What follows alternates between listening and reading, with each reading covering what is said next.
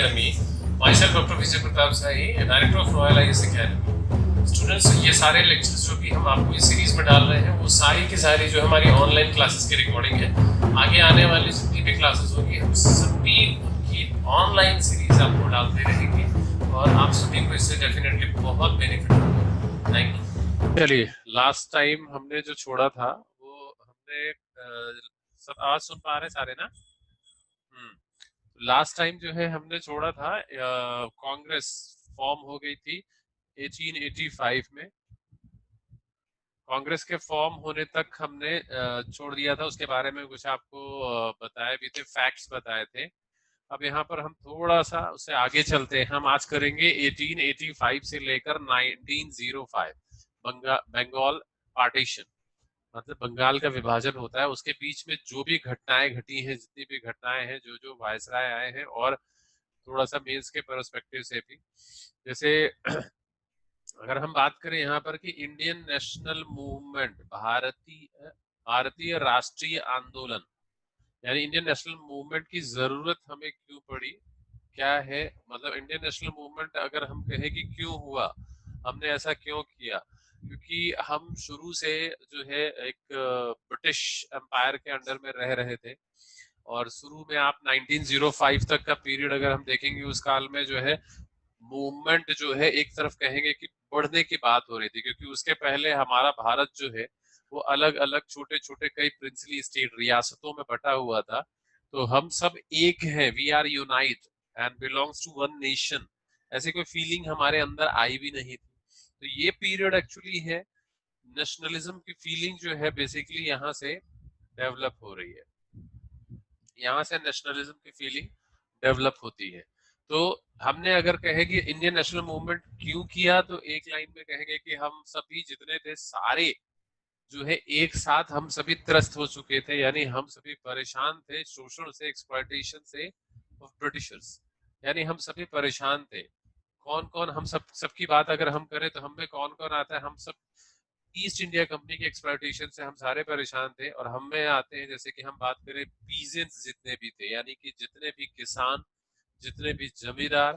तो किसानों की बात करें तो भारत तब भी गांवों का देश था उस समय भी, और आज भी गांवों का देश है, लेकिन उसमें हमारी जो मेन इकोनॉमी, हमारी अर्थव्यवस्था का जो सोर्स था, दैट वाज एग्रीकल्चर। तो उन्होंने सबसे पहले यहाँ पर उस पर भी अटैक किया, ऐसे टैक्स और इस तरह के लगाए, और उस समय की सिचुएशन भी ऐसी कुछ हुई कि सारे पीजेंट्स का इन्वॉल्वमेंट हो गया, किसानों का। जमींदार हम कहें तो जमींदार एक ऐसा क्लास था जो बेसिकली हम कहेंगे तो सपोर्टर था ब्रिटिशर्स का, लेकिन उसके बावजूद हम कहें तो जमींदारों के ऊपर भी इतने प्रेशर थे, कई जमींदार उसमें से उनके अगेंस्ट हो जाते थे। उन्होंने सपोर्ट तो किया, लेकिन उनके बाद भी उनके ऊपर इतने प्रेशर होते थे कि अगर तुमने टैक्स नहीं दिया, ये नहीं दिया, तो वो अगेंस्ट हो जाएंगे। तो जमींदार जो थे वो भी लॉबी कुछ बहुत, उसमें से कई नाराज थे। मर्चेंट की बात करें तो हमारा जो मर्चेंट यानी ट्रेडर्स जो थे, हमारे व्यापारी उस समय थे, वो भी पूरी तरह से नाराज हो गए थे, क्योंकि जब ब्रिटिशर्स ने देखा कि हमारा मर्चेंट जो ये इंडियन है, कम से कम कपड़े के क्षेत्र में हम शुरू से, और बाद में भी देखेंगे तो टेक्सटाइल के एरा में हम अच्छा वर्ड में हम एक्सपोर्ट करते हैं, तो उन्होंने हमारे इसको भी तोड़ना शुरू किया। और उस समय हमारे स्मॉल स्केल इंडस्ट्रीज जो थी, जो छोटी छोटी थी, वो इससे खास तौर से जुड़ी हुई थी। तो मर्चेंट जो थे वो भी नाराज हो गए थे। सोल्जर्स का रिवोल्ट आपने 1857 में देखा, उसे सिपाही विद्रोह यानी सोल्जर्स, सैनिकों का जो रिवोल्ट कहा ही जाता है। तो ये सारा ही तबका जो है हमारा नाराज हो चुका था एक्सप्लॉयटेशन से, ब्रिटिशर्स। तो we don't have any choice, we didn't have any choice, only to movement, हमको आंदोलन में पार्टिसिपेट करना ही था। ठीक। अब हम बात करें कि उस समय हमें बेस चाहिए था, जैसे कि हमने बात किया कि जो उस समय फॉर्म हुआ कांग्रेस, तो जो एक्सट्रीमिस्ट थे उन्होंने कहा कि भाई इसे सेफ्टी वॉल थ्योरी दिया। फिर लाला लाजपत राय ने उसे कहा कि भाई ये बफर एक ऑर्गेनाइजेशन का काम करेगा। तो उन्होंने, हम सबका बहुत से लोगों का तो ये व्यू था कि कांग्रेस जो बनी ही थी उसका मेन मोटिव ये था कि हमें एक तरह से इस तरह से एक संस्था खिलौना दे दिया गया था, ताकि हम सबको ये लगे कि ये रिप्रेजेंटेशन है और हम सभी खुश होकर बैठे रहे, लेकिन एक्चुअली ऐसा नहीं था। जो कुछ लोग जो रियलिटी वो थी कि आईएनसी जो ऑर्गेनाइजेशन फॉर्म हुआ था वो एक बृहत स्तर पर एक बड़े लेवल पे अपनी बातों के यानी रिप्रेजेंटेशन, जो भी हमारे इंडियंस थे उनका रिप्रेजेंटेशन करना था और उनकी बातों को ब्रिटिश गवर्नमेंट के या ब्रिटिश जो ब्रिटिशर्स हैं उनके सामने अपने सभी दुखों को या फिर जो भी प्रॉब्लम्स थी या जो हमारा एक्सप्लॉयटेशन था उन तक पहुंचा सके, उन तक रख सके, इसके लिए बेसिकली आईएनसी फॉर्म हुआ था। नहीं तो अगर हम देखेंगे कि आईएनसी के पहले देखेंगे बहुत सारे ऑर्गेनाइजेशंस फॉर्म हुए थे, इसमें कुछ मैंने फैक्ट्स के लिए दिए भी है। लैंड होल्डर सोसाइटी है 1836 में कलकत्ता में, ये द्वारकानाथ टैगोर ने फॉर्म की थी। बंगाल ब्रिटिश इंडिया सोसाइटी 1843 में कलकत्ता में फॉर्म हुई थी। बॉम्बे एसोसिएशन 1852 मुंबई में जगन्नाथ सेठ ने फॉर्म किया था। पुणे सार्वजनिक सभा थी, गोविंद रानाडे ने बनाया था। ईस्ट इंडिया एसोसिएशन दादा भाई नौरोजी ने बनाया था 1866 में लंदन में। ये बेसिकली ये दादा भाई नौरोजी जो है शुरू बहुत समय लंदन में रहे तो उनका भी इम्पैक्ट जो है बहुत ज्यादा था लंदन और ब्रिटिशर्स का वहां पर, और इसलिए भी कांग्रेस कहेंगे उनसे दूर हटने की बात भी नहीं सोचती थी एक, क्योंकि ये कांग्रेस के एक बहुत बड़े लीडर थे। तो ये बेसिकली ब्रिटिशर्स के साथ मिलकर इन्होंने भी एक संस्था वहां पर बना दी थी कि जो इंडियंस है उनकी प्रॉब्लम है और इंडिया के बारे में जो है डिस्कस कर सके लंदन में। तो ऐसे कई ऑर्गेनाइजेशंस तो फॉर्म हो गए थे, लेकिन ये रेज नहीं कर सकते थे रीजनल, मतलब इन्हें सिर्फ रीजनल माना जाता था। ये कोई भी हमारे जो मैटर्स थे उनको रेज नहीं वहां कर सकते थे, और करते भी थे तो इनका रिप्रेजेंटेशन यानी कि इनमें इतने कम लोग शामिल होते थे, इसको रीजनल ही मान लिया करता था। और ब्रिटिशर्स जो है बहुत ज्यादा भाव नहीं देते थे, बहुत ज्यादा इनको एंटरटेन नहीं करते थे। तो अब हमको एक ऐसे बड़े प्लेटफॉर्म की जरूरत थी इंडियंस को कि जिस पर वो अपनी बात कर रख सके, और एक बड़ा जो है एक नेशनल की फीलिंग जो है, नेशन जो है एक बड़ा उसका बेस बना सके और कई लोग उससे जुड़ सके, और जिसकी वजह से ऐसे जिसके कारण हम एक बड़ा अपनी जो दुख है जो प्रॉब्लम्स है इंडियंस की ब्रिटिशर्स के सामने हम रख सके। ठीक, तो ये इसलिए बेसिकली आईएनसी इसका रिजल्ट था, आईएनसी इंडियन नेशनल कांग्रेस। ठीक, हमने फॉर्म किया, मोटिव वही था कि एक एक जो भी प्रॉब्लम है उसको एक रिप्रेजेंटेशन दे सके। ठीक, तो हम उन सब चीजों को रख सके, इसलिए हमने क्रिएट किया था। अब हम आइए बात करते हैं कांग्रेस ऐसा क्यों फॉर्म हुई थी, ये भी पहले थोड़ा देख लेते हैं। कांग्रेस फॉर्म होने के पीछे जो मोटिव जिस समय कांग्रेस बनी थी, जैसे कि आपको मालूम है, अगर हम कहें कि कांग्रेस फॉर्म हुई थी हमको आजादी दिलाने के लिए, ऐसा नहीं है। 1885 से लेकर 1905 का ये अलग डिवीजन है। इस समय का जो एरा है, ये काल जो है कांग्रेस का, ये पूरी तरह से लॉयल थे ब्रिटिशर्स के। जितने भी लीडर्स थे वो लॉयल थे, और वो अंग्रेजों से हट के, ब्रिटिशर से हट करके किसी अलग स्वराज की बात तो थी ही नहीं, स्वराज नहीं बोलते थे। एक अलग, या उनका स्वराज जो था वो ब्रिटिशर्स के अंदर में ही एक ऐसा डोमिनियन स्टेटस, एक ऐसा राज जो उनके अंदर ही अपने इंटरेस्ट, अपने हितों की, इंडियंस के इंटरेस्ट की बात करता। तो आजादी की तो बात उस साल उस समय थी ही नहीं। तो ऐसा कुछ नहीं था कि आजादी दिलाने की बात थी। मोटिव हमारा क्या था कि promotion of the friendship among the countryman, जो एक आधार में, एक सूत्र में, एक धागे में सबको जोड़ना, यानी फ्रेंडशिप सभी कंट्रीमैन के साथ बनाकर रखना। फिर जो consolidation of sentiment of national unity, यानी एक नेशन, एक नेशनलिज्म की फीलिंग खड़ा करना, जिस धागे से सभी बंधे हों, सभी जुड़ सके, एक ऐसा करना।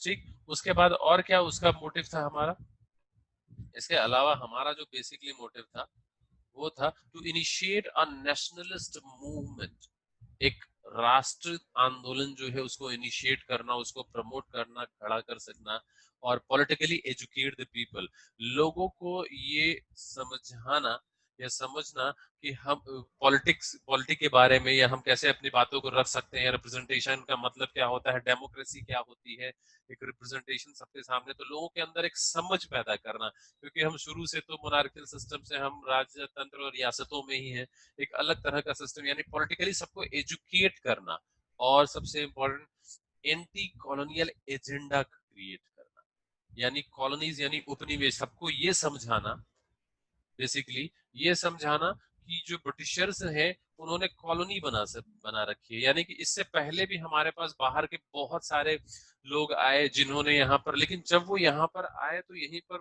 बस के रह गए और उन्होंने इसको अपना ही देश समझा और यहाँ पर बैठ कर के यहाँ एडमिनिस्ट्रेशन संभाला और यहाँ के अच्छे बुरे के साथ मतलब एक फीलिंग उनके साथ अटैचमेंट जोड़ लिया। लेकिन लास्ट तक जब ब्रिटिशर्स का था, जब खासकर दादा भाई नौरोजी की ड्रेन थ्योरी जो है इकोनॉमिक के समझ में आती है, तो उस समय ये समझ लो कि एक इस तरह का बॉडी जो पैरासाइट का वो काम कर रहे थे, मतलब हमारे देश को जोड़ना, उनके पीछे सिर्फ एक हमारा देश के साथ वो जुड़े ही इसलिए थे कि यहाँ की चीजों को एक्सप्लॉइट कर सके और किस लिए एक्सप्लॉइट कर सके, उससे वो ब्रिटिश यानी ब्रिटेन का डेवलपमेंट कर सके, ये मोटिव था। तो ये समझाना लोगों को कि कॉलोनियल एजेंडा एक्चुअली है क्या, तो इसलिए इस मोटिव के साथ जो बेसिकली डेवलप हुई थी आईएनसी, इसका मोटिव ये था। अब यहाँ पर हम बात करें आईएनसी, जैसे उस आप जो टोटल एरा हम कांग्रेस का देखेंगे तो कांग्रेस का जो डिवीजन हम देखेंगे वो कैसे था, बटा हुआ था। अगर हम देखें तो देखिए कांग्रेस का, हमने इंडियन नेशनल मूवमेंट जो कांग्रेस का रोल है इसको थ्री डिफरेंट एरा में हम डिवाइड कर सकते हैं। पहला जो फेज है that is called moderate phase, जिसके बारे में हम आज पढ़ेंगे मॉडरेट फेज के बारे में। मॉडरेट फेज में फेज जो है 1885 से लेकर 1905 तक का फेज, यानी जो आज का है। मॉडरेट का मतलब ये बेसिकली अभी समझेंगे डिटेल में, ये मॉडरेट कौन होते थे, लिबरल विचारधारा, यानी ये ब्रिटेन से हटके अलग किसी भी स्वराज की बात नहीं करेंगे और इनका जो मेथड होगा, तरीका बहुत ही शांतिपूर्ण, यानी कि नॉन वायलेंस मीन से ये पिटीशन करते थे, प्रेयर प्रार्थना करते थे और कॉन्स्टिट्यूशन में ही कुछ ऐसा अमेंडमेंट चाहते थे, उससे हट के कुछ नहीं, कॉन्स्टिट्यूशन के अंदर ही ऐसा सुधार हो जाए जिसके अंदर ब्रिटेन से हट के नहीं बल्कि उसके अंदर ही हम जो है ठीक से सरवाइव कर सके और हमारे इंटरेस्ट की बात। मॉडरेट का मतलब लिबरल, अपनी बातों को रखना। अब उस ये नॉन वायलेंस मीन था इनका। इसी तरह एक्सट्रीमिस्ट फेज भी था, तो ये एक्सट्रीमिस्ट भी नॉन वायलेंस मीन के थे, लेकिन इनका काल जो है 1905 से लेकर 1919, यानी 1905 से लेकर 1919 के बीच का एरा है। ये एक्सट्रीमिस्ट लाल बाल पाल, विपिन चंद्र पाल आपने पहले भी पढ़ा है, लाला लाजपत राय, मतलब ये लोग उग्रवादी कहते हैं, यानी ये एकदम एक्सट्रीमिस्ट थे, ये नहीं मानते थे, ये एक तरह से कहेंगे तो ब्रिटिशर से घृणा कर देते, ये उनके अंडर में रह के नहीं, उनसे छुटकारा चाहते थे, उनसे हटना चाहते थे, एक्सट्रीमिस्ट थे और उसके लिए वो खुद का बलिदान भी देने को तैयार थे, वो अपनी लाइफ सेक्रीफाइस करने के लिए देवर रेडी। एक्सट्रीमिस्ट लाल बाल पाल से फेमस है, अभी इसका भी डिटेल में हम देखते हैं। उसके बाद 1919 से लेकर 1947 तक का this phase is called the Gandhian era, Gandhian phase. ये जो है फेज, इसको गांधीयन फेज कहते हैं, गांधी जी का एरा है 1990 से। अब यहाँ से गांधी जी आते हैं और फिर किस तरह से धीरे धीरे करके वो पूरे भारत को यूनाइट करते हैं, और सच मानिए तो उतना बड़ा मूवमेंट खड़ा हुआ था 1957, जिसे फर्स्ट नेशनल रिवोल्ट भी कहते हैं, जिसमें शामिल थे सारे सिपाही, यानी कि आर्मी सोल्जर्स के थ्रू क्रिएट किया गया था, लेकिन उसका बेस उतना बड़ा नहीं था, जैसे कि सबके अपने पर्सनल इंटरेस्ट थे, लेकिन एक बड़ा मूवमेंट अगर ब्रिटिशर्स के अगेंस्ट खड़ा करना है तो उसको सबको एक साथ जोड़ना होगा, चाहे वो किसान है, चाहे वो ट्रेडर्स हैं, वे मर्चेंट थे, चाहे वो जमींदार थे, ऐसे करके सभी हम एक बड़ा मूवमेंट खड़ा कर सकते हैं और यहाँ से भी जुड़ने की शुरुआत की जाती है। ठीक है, तो पहले हम इन सब में डिफरेंस क्या था मॉडरेट और एक्सट्रीमिस्ट, थोड़ा सा वो भी देख लेते हैं, मॉडरेट और एक्सट्रीमिस्ट में दोनों में डिफरेंस क्या है, दोनों अलग कैसे हैं। अब यहाँ पर मैंने दिया है थोड़ा सा, वन सेक। हाँ, देखिए मॉडरेट की बात करें तो मॉडरेट 1885 से 1905, इनका जो है बेसिकली इसमें जो लीडर है, जैसे हम यहाँ बात करेंगे फिरोज शाह मेहता है, दादा भाई नेहरूजी है, इसमें बेसिकली जो शामिल होने वाले वो लोग थे जो मिडिल क्लास के थे। अब इनकी आइडियोलॉजी समझिए, ये लोग जो है इसे मैक्सिमम वो थे जो ब्रिटेन से पढ़ के आए थे, और जब वो वहां पढ़ते थे तो उनको जो ब्रिटेन का जो ब्रिटेन जाते थे तो वहां पर उनको कैसा लगता था, भाई यहाँ का जो है ब्रिटेन का अलग ही रूप देखने को मिलता था, वहां पर जो है डेमोक्रेसी दिखती थी, वहां अहिंसा की हिंसा की बात नहीं होती थी, वहां सभी के साथ इक्वली बिहेव किया जाता था। और जब यहाँ पर आओ तो एकदम विपरीत, तो उनको दोनों में डिफरेंस समझ नहीं आता था, इसीलिए वो चाहते थे जैसा वहां फेस है वैसा यहाँ डेवलप हो सके। इसीलिए इनका जो मोटिव कैसा था फिरोज ये मॉडरेट्स का, कि हम ब्रिटेन से हटके नहीं, एकदम जैसा वहां पर सिचुएशन है क्या यहाँ पे क्रिएट हो सकेगा, इसलिए वो उससे हट के बात नहीं करते। इसमें सारे एजुकेटेड मिडिल क्लास प्रोफेशनल्स थे, लॉयर्स थे, टीचर्स थे, गवर्नमेंट ऑफिशियल्स थे, ज्यादातर जो इंग्लैंड में पढ़े हुए लोग थे, इसीलिए पूरी तरह से इनका नॉन वायलेंस मीन था।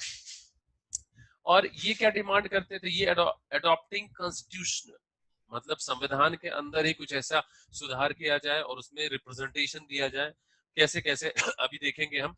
तो उसके उसमें सुधार चाहते थे। ये peaceful means to achieve their aims, वो शांतिपूर्ण प्रार्थना करते थे। यानी ये पिटीशन, प्रेयर, प्रोटेस्ट, सबसे पहले क्या करेंगे कि भाई प्रेयर करेंगे। प्रेयर मतलब प्रार्थना करेंगे, भाई ये हमको चीजें हैं ये हमें दे दी जाए।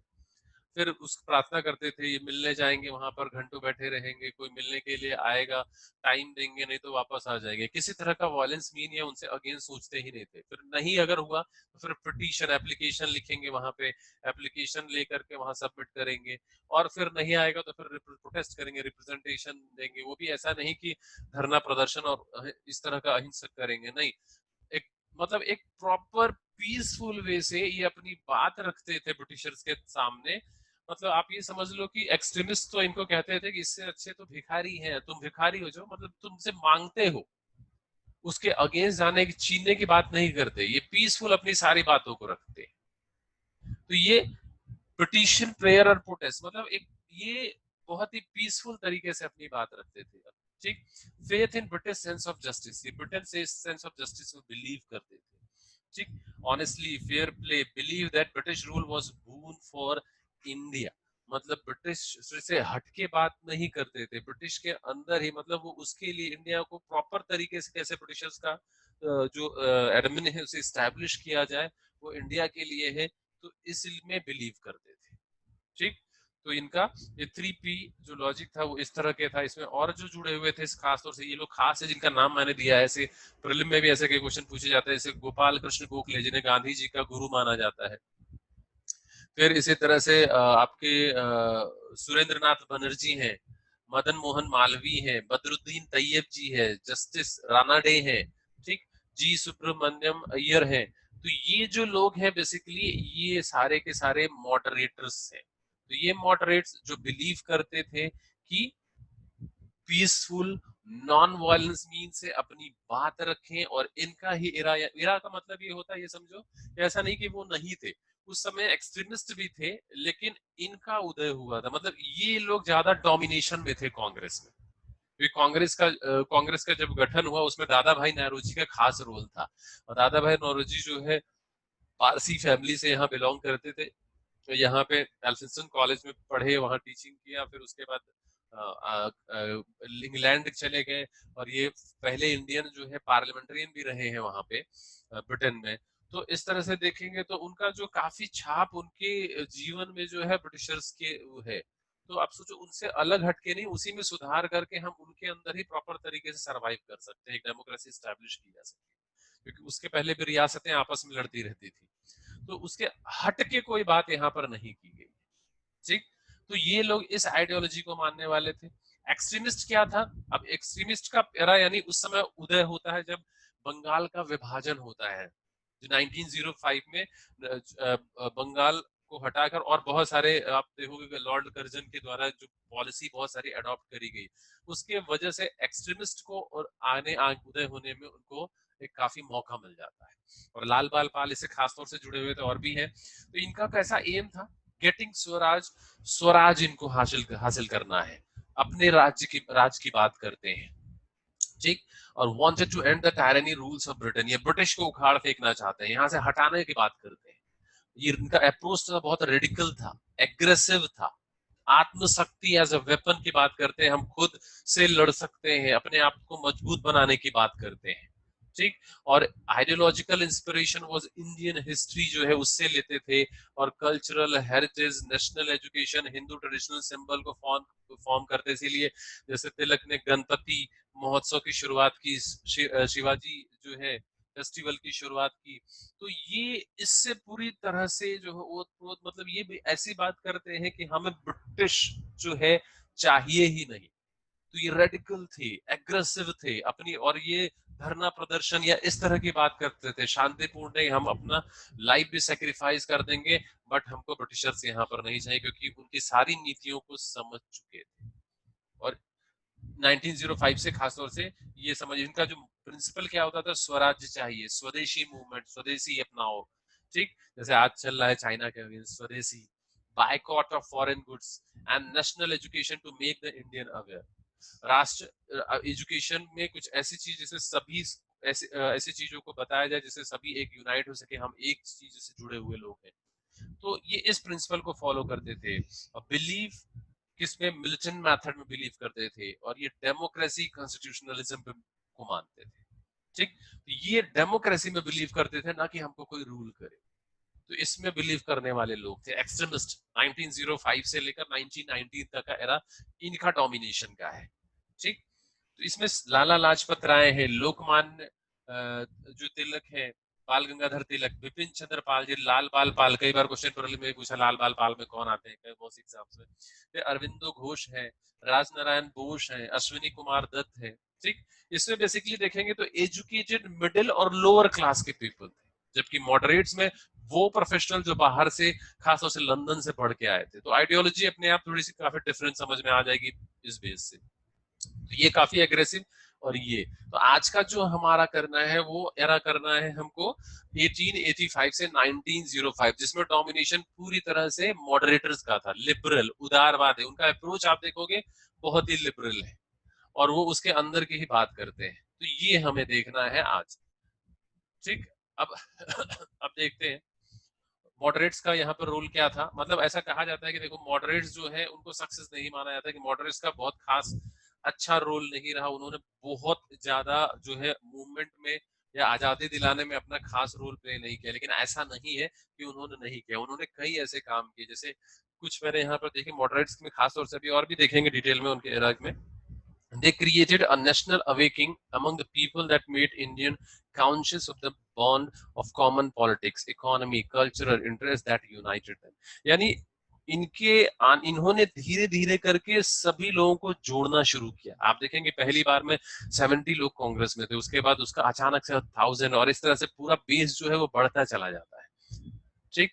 तो इन्होंने भी धीरे धीरे सबको जोड़ने की कोशिश की, एक लोगों के अंदर चेतना जगाई, नेशनलिज्म की फीलिंग, हम एक जगह से जुड़े हैं और हमारे अंदर एक कॉमन बॉन्ड है, कॉमन पॉलिटिक्स, एक खास जगह से जुड़े हैं और हम सब एक ही हैं। तो एक इकोनॉमिकली, कल्चरल हमारा सारा इंटरेस्ट है, और इससे सभी लोग को एक धागे में बांधने की कोशिश करी, तो वो थे मॉडरेटर। शुरुआत इन्होंने ही की थी, ठीक। फिर popularising the idea of democracy, civil liberty, secularism, nationalism. हम शुरू से मोनार्कियल और आपस में रियासतों में ही लड़ते चले आए थे, तो हमको इसके बारे में कुछ नहीं मालूम था। तो ये लोग ब्रिटेन से पढ़ करके आए थे और ये सब जानते थे कि क्या होता है सेकुलरिज्म, क्या होता है डेमोक्रेसी, सिविल लिबर्टी, नेशनलिज्म। मतलब ये लोग इन जो हमारे यहाँ के लोगों के लिए एक्चुअली कहेंगे तो नई मीनिंग है, नए वर्ड्स हैं कि सेकुलरिज्म क्या होता है, डेमोक्रेसी क्या होता है, कौन इसमें रिप्रेजेंटेटिव होता है, हम क्या जनता के बीच से कौन चुन करके जाता है, सिविल लिबर्टी क्या सभी को अधिकार, हम तो यही जानते हैं जो राजा है वो सबसे सब सर्वे सर्वा है, वो सब कुछ करता है। तो हम ऐसे इतिहास से जुड़े रहते जिनमें हमको इन सब चीजों के बारे में नहीं मालूम था। तो इन्होंने एजुकेट किया मॉडरेटर्स ने, तब हमको समझ में आया कि डेमोक्रेसी में हमारे बीच से भी कोई चुन करके जाना चाहिए जो हमारे चीजों को समझे, तो वो हमारे लिए काम कर सकता है। सिविल लिबर्टी की बात, सेकुलरिज्म की बात यहाँ पर करी गई, और राष्ट्र क्या होता है, राष्ट्र शब्द क्या होता है, किस तरह से हम सब एक हैं, अलग अलग होते हुए, अलग अलग क्षेत्र और अलग अलग भाषाओं के बावजूद भी हम, हमारी बिलोंगिंग सिर्फ वन है, और तब हम एक साथ अगर ऐसी फीलिंग से आएंगे तभी हम इन ब्रिटिशर्स से छुटकारा पा सकते हैं। ये बात में तब हम समझ पाए, तो ये इन्होंने करा। फिर ही they expose the true nature of Britishers. इसमें ड्रेन थियरी खासतौर से दादा भाई नौरोजी की इंपॉर्टेंट है कि उन्होंने ये समझाया इकोनॉमिकली किस तरह से वो हमारा एक्सप्लॉयटेशन करते हैं। हमारे यहाँ के सबसे पहले बेसिक जितनी इंडस्ट्री थी उसको सबको डिस्ट्रॉय करा, और फिर हमको मजबूर किया कि हम किस तरह से जो वेस्टर्न जो क्लोथ्स हैं, वेस्टर्न जो भी प्रोडक्ट्स हैं, हम उनको यूज करें ताकि उनके ऊपर मैन्युफैक्चर प्रोडक्ट डिपेंडेंट हो जाए और यहाँ से लेकर के जाए। इसी तरह से नील की खेती जो करी जाती थी, इंडिगो की, फिर और जो दूसरे चाय और इन सब किस तरह से उन्होंने हमारे एक्सप्लॉयटेशन के लिए बना रखा है। हम वो हमसे नहीं जुड़े हुए हैं, वो सिर्फ हमें एक्सप्लॉइट करने के लिए हमारे साथ है। तो ये समझ जो हमारे अंदर लाई वो मॉडरेटर्स ने लाई। जो मॉडरेटर्स थे ये तो नेचर क्या है ब्रिटिशर्स का ये इन्होंने समझाया, क्योंकि जब वो देखते थे कि ब्रिटेन में वही ब्रिटिशर्स, वहां पर ब्रिटेन टोटली अलग है और यहाँ पर आकर के उनका एकदम माहौल ही अलग है, यहाँ पर उस जैसी कोई बात ही नहीं है, तो उनको डिफरेंस समझ में आया कि है क्या। तो इन्होंने हमें समझाया कि ब्रिटिशर्स का नेचर क्या है। फिर they made the people realise to economic content and character of British imperialism, यानी कॉलोनियल उनकी पॉलिसी क्या है, सारे इकोनॉमिकल जो फीचर है, कैरेक्टर क्या है, वो ये समझ इन्होंने हमें दी। फिर देयर पॉलिटिक्स एंड इकोनॉमिक्स जो प्रोग्राम्स थे establish the idea that India must be rule in the interest of India. Bharat का जो है, भारत में अगर कोई रूल करेगा जैसे कि पहले के लोगों ने किया, तो वो यहीं पर रह गए और हमारे इंडियंस भारतीयों के हितों के बारे में जो सोचे वो यहाँ पर हमें रूल कर सकता है, वो यहाँ का नेतृत्व हमारा कर सकता है, न कि ऐसा व्यक्ति जो ब्रिटेन की अच्छाई की बात करे और हमें रूल यहाँ करे, पूरी तरह से शोषण करे एक तरह से, तो शोषण करने के लिए हमें रूल कर रहा है, ऐसे नहीं होने चाहिए। ये समझ उन्होंने हमारे अंदर डाली। इसमें खास तौर से दादा भाई नेहरूजी हैं जिन्हें ग्रैंड, ये कई बार क्वेश्चन प्रीलिम में पूछा है स्टेट पीसेस में भी, grand old man of India दादा भाई नेहरूजी को कहा जाता है।